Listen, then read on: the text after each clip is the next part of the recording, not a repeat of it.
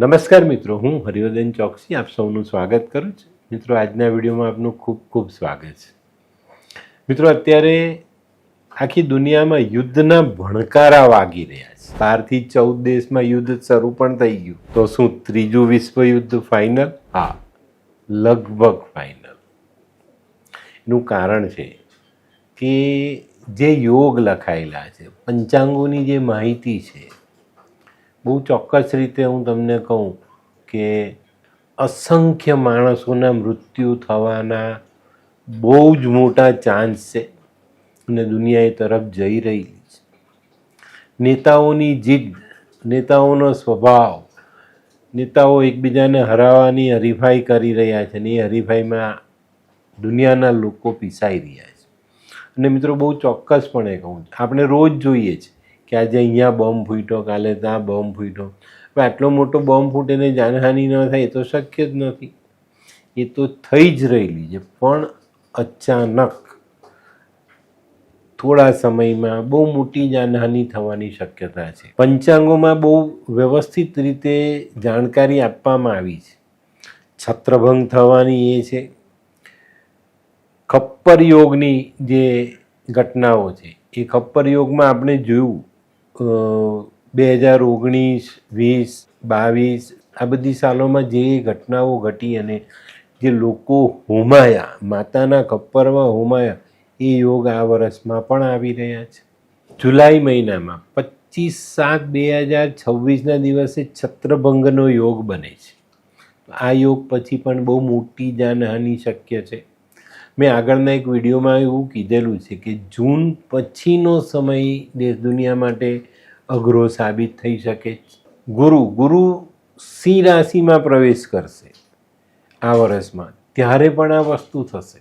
પૃથ્વી પર જલથી પ્રલય થાય તો આ વર્ષે વધુ વરસાદ વરસે, પાણીથી નુકસાન થાય, સુનામી આવી શકે છે, રોગચાળો વધે અને દુનિયાના નેતાઓમાં વાદ વિવાદનું પ્રમાણ એટલું બધું વધી જાય કે એ લોકો નિર્ણય ન લઈ શકે ને અચાનક ખોટો નિર્ણય લેવાય, જે દુનિયાને નુકસાનરૂપ સાબિત થાય. આ વર્ષમાં અધિક મહિનો છે અને જેઠ મહિનો અધિક મહિનાની સાથે જોડાશે.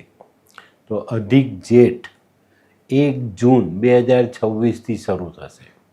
અને આ જે સમય છે ને, એ દેશ દુનિયા માટે ખરેખર ખૂબ સાચવીને ચાલવાનો રહેશે.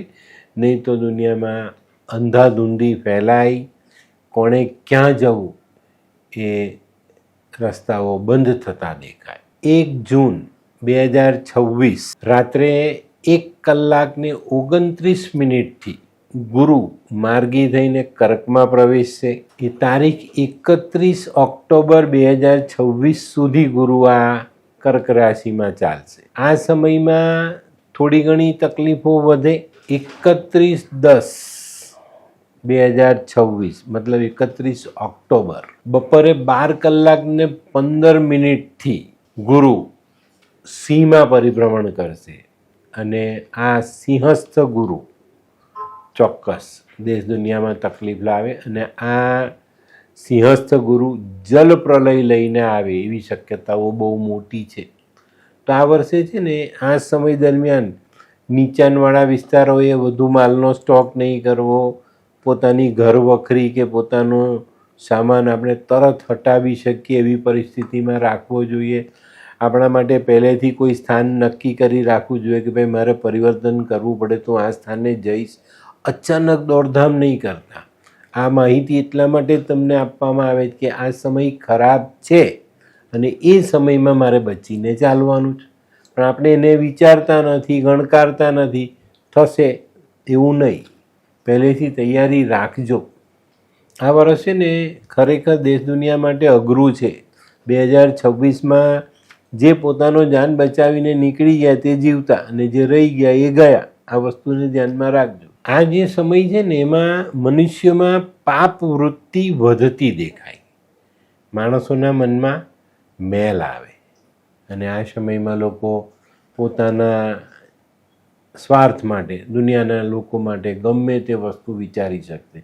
અને એમાં આપણે કોઈનો વાંક કાઢીશું તો નહીં, આ સમય જ એવું રહેવાનું. અને જે પરિવર્તન આવી રહ્યું એ પરિવર્તન માણસને આવો જ બનાવશે. એટલે આની પર ધ્યાન આપવાની ખૂબ જ જરૂરિયાત રહેશે.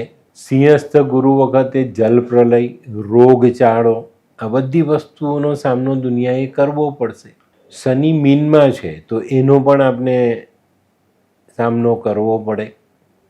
આ સમયમાં આ શનિ અને ગુરુનું જે ગોચર છે એ દેશ દુનિયા માટે વાવાઝોડું, પવનથી નુકસાન, તકલીફો લઈને આવે. તો આ સમયમાં અમેરિકામાં જે અમુક જગ્યા પર પેલું હરિકેન આવે છે એ આ વખતે કદાચ તરખાટ મચાવી જાય તો નવાઈ નહીં. અહીંયા પણ આપણે ધ્યાન આપવાનું. અમેરિકા જેવો દેશ આ વાવાઝોડા પાસે હથિયાર હેઠા મૂકી દે છે, એનું કંઈ ચાલતું નથી. અને આ સમયમાં છે ને પૃથ્વી કંપિત થાય. મિત્રો, અત્યારે આપણે ડીઝલ, પેટ્રોલ, કેરોસીન, ક્રૂડ જમીનમાંથી કાઢી જ રહ્યા.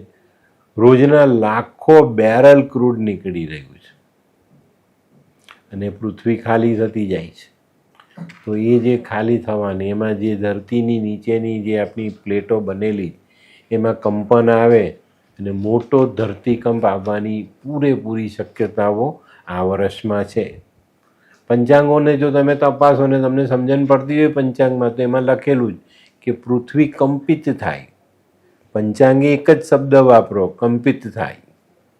પણ એ કંપનની અસર શું, અને એ આપ્યું છે કે ભાઈ આ રોગચાળો આવે, તકલીફ થાય, જાનહાનિ થાય, આ બધી વસ્તુ આપણે ભોગવવાની. બીજું, રાહુ મહારાજ કુંભમાં બેઠેલા છે. રાહુ મહારાજ શનિની રાશિમાં બેસીને તકલીફ આપી રહ્યા છે. આ રાહુ દેશ દુનિયાની દરેક પ્રજાને નુકસાન આપે, દરેક પ્રજાને કંઈ ને કંઈ નાની મોટી તકલીફો આપી જાય. આ સમયમાં છે ને લોખંડ, કેમિકલ્સ, ખનીજ અને પેટ્રોલના ભાવમાં અસહ્ય વધારો થવાની શક્યતા છે. એટલે આનું પણ આપણે ધ્યાન રાખવાનું છે. આની તૈયારી આપણે જીવનમાં જોડવાની કે આ વસ્તુ અમારા જીવનમાં આવશે. 25 જુલાઈ પછી છત્રભંગ, 25 જુલાઈ પછી કોઈ દેશના મોટા નેતાનું મૃત્યુ નક્કી છે. આગળના મેં કીધેલું તો આ વખતે ઈરાનના પેલા ખોમનેઈ ગયા, મોટો નેતા હતો પણ ગયો. હજુ બીજા 1-2 નેતાઓનો નિકાલ થઈ જશે. કોઈ નેતાનું પદ છીનવાઈ જાય, કોઈએ રાજીનામું આપવું પડે. આ બધી ઘટનાઓ આ 2026માં 110% બનવાની છે. અને આપણા ભારતના કોઈ એક રાજ્યમાં રાષ્ટ્રપતિ શાસન આવશે તો એની તૈયારી થઈ જ રહેલી છે. બંગાળમાં રાષ્ટ્રપતિ શાસન આવી જ શકે છે. ટૂંકમાં કહીએ તો આવનારો સમય દુનિયાને હચમચાવનારો, દુનિયામાં હાહાકાર લઈને આવનારો સમય સાબિત થાય. અને મિત્રો, જ્યારે આવા ખરાબ યોગો સર્જાય ને ત્યારે આપણી પૃથ્વી રક્તરંજિત થાય છે. કેટલા બધા લોકોનું મોત થાય ધરતી પર, તો એ શરીરનું લોહી પૃથ્વીને રંજિત કરે છે. પણ આપણે નાની નાની વાતો પર જરાક પણ વિચાર નથી કરતા. તો મિત્રો, આ બધી ઘટના તમને કોઈ ડરાવવાની, કહેવાની કે અમારું નામ ઊંચું કરવા માટે નથી કરતા. અમે તમને નુકસાન ન થાય એના માટે ખરાબ સમયની જાણકારી આપીએ છીએ. તો આ સમય માટેની તૈયારી તમારે અત્યારથી કરવી પડશે, તો તમને ફાયદો થશે. માર્ચ મહિનો ચાલે છે, એપ્રિલ, મે, જૂન અને જુલાઈ. હવે 3 મહિનામાં આપણે આપણી વ્યવસ્થાઓને વ્યવસ્થિત કરશું, આપનું આયોજન કરીશું કે ભાઈ આ સંજોગ આવે તો આપણે શું કરશું. આગળના ઘણા બધા વિડીયોમાં મેં કીધેલું, કોવિડ વખતે મેં ખાસ કીધેલું કે માણસે અનાજનો સંગ્રહ થોડો ઘણો કરવો જોઈએ. અમારા લાલ કિતાબમાં છે ને એક ઉલ્લેખ છે. લાલ કિતાબમાં એવું લખાયેલું કે દરેક ઘરમાં 9 મણ અનાજ હોવું જોઈએ. 180 કિલો અનાજ તમારા ઘરમાં હોવું જોઈએ. હવે આપણે વિચાર કે 180 કિલો, અરે ભાઈ, આ જે સમય સંજોગ આવે છે ત્યારે તમે શું ખાશો? તો આને આપણે જોવાનું. કોવિડમાં આપણા કરતાં અમેરિકાની કે લંડનની હાલત ખરાબ હતી. એનું કારણ શું હતું? આ જ કે ભાઈ આપણા ઘરમાં તો દાળ, ચોખા, ઘઉં ભરેલા હતા. ખીચડી બનાવીને કે દાળ ભાત બનાવીને પણ આપણે સમય કાઢી નાખો. આપણા ભારતમાં આ એક વસ્તુ નક્કી છે કે ભાઈ લોકો અનાજ ભરે છે, એનો સંગ્રહ કરે, તો માણસ જીતી ગયો. દુનિયાને અને આપણા વિરોધ પક્ષના નેતાઓને એવું હતું કે જો કોવિડ ભારતના ગામડામાં જાય તો બહુ મોટી જાનહાનિ થાય. પણ નરેન્દ્ર મોદીએ ગામના લોકોને શહેરમાં આવવા જ નહીં દીધા અને ગામ સુધી બહુ ઓછો ગયો કોવિડ, બહુ ઓછું નુકસાન થયું અને પ્રજા સુરક્ષિત રહી. તો આ જે ઘટનાઓ છે ને તે આપણા પોતાના જીવન ધોરણ પર પણ અસર કરે છે. આપણી પાસે ખાવાનું છે તો આપણે ખાઈ શકીએ, પણ નથી તો આપણે દોડવું પડે. તો આ જે ઘટનાઓ છે તો તમારા માટે આવનારો સમય થોડોક મુશ્કેલી ભર્યો દેખાય તો આપણે એના માટેની જે કંઈ પણ તૈયારી કરવી એ કરવાની. મેં કીધું ને કે જો હવે આ જલ પ્રલય આપણને દેખાય તો જલ પ્રલયમાં આપણે ઘરનો સામાન, આપણા કિંમતી ઘરેણાં, આ તે આપણી રોકડ, આ તે જે કંઈ બી છે તેને વ્યવસ્થિત કરવું જોઈએ. એનું એક એવું આયોજન કરો કે જે તમે અડધી રાતે પણ સાથે લઈને જઈ શકો. તો આ નક્કી કરો અને આવનારા સમયની તૈયારી સાથે ચાલજો. એનું કારણ છે કે આ વખતના જે ગ્રહો છે બહુ ચોક્કસ રીતે દેખાય છે કે ભાઈ નુકસાન થાય. બરાબર? તો મિત્રો આ વિડીયો ચોક્કસ બરાબર 2-3 વાર સાંભળજો. તમારા મનમાં આવશે કે ભાઈ મારે શું કરવાનું છે, એ કરો અને જીવનને બચાવજો. આ વિડીયોને લાઈક શેર જરૂર કરજો. શેર કરો, જેવા માણસોને જરૂર છે એ લોકો સુધી આ વિડીયો જરૂરથી પહોંચાડો, કારણ કે એને પણ તો બચાવવાનો છે ને, એ આપણો ભાઈ છે. તો આ કામ જરૂરથી કરજો. તો મિત્રો આજનો વિડીયો ગમ્યો તો લાઈક કરો, શેર કરો, યુટ્યુબ જોનારા શેર કરે અને સબસ્ક્રાઈબ કરે. હું રેવદન ચોકસી આપ સૌની રજા લઉં. ફરી મળીએ નવા વિડીયોમાં નવી જાણકારી સાથે. તો ચાલો બદલીએ જી. નમસ્તે.